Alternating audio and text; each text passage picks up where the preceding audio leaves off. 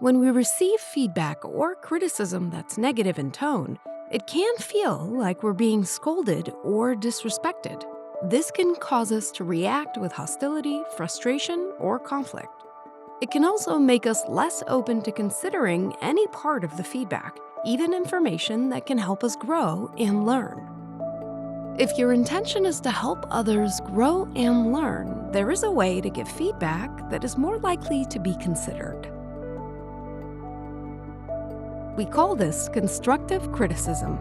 It helps to encourage change by focusing on what can be done differently, not on what's wrong.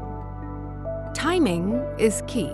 Before giving feedback, ask yourself, is now the right time? If the person is frustrated or overwhelmed, if they've just put a huge effort in and are exhausted or celebrating, or if there are others who would witness your criticism, it may not be the right time. Is it necessary?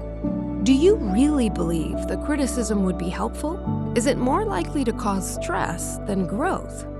In fact, criticism may not be necessary at all.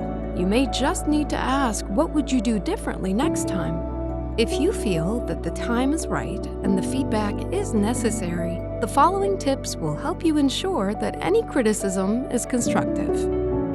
By clearly explaining the desired outcome rather than pointing out what you believe they're doing wrong, you're opening the conversation with a shared understanding of the goal. This also helps prevent triggering defensiveness or making it personal rather than about the desired outcome.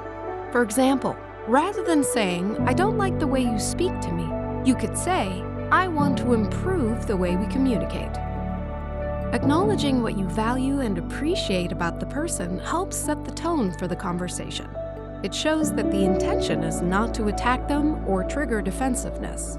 For example, you might say, "I can tell that you're trying to make this project a success. I can see the effort you've put in." In constructive criticism, you want to listen at least as much as you talk. Instead of saying, "This is how I want you to communicate with me," you might say, "How do you think we could improve our communication? What would work well for you?" Stay silent for a count of 5 or more to give them time to reflect and answer. This gives you an opportunity to build on or reinforce their thoughts before adding your own. When the conversation is focused on potential solutions rather than criticizing the person, it's more likely the individual will feel encouraged to try something different. End constructive criticism with appreciation.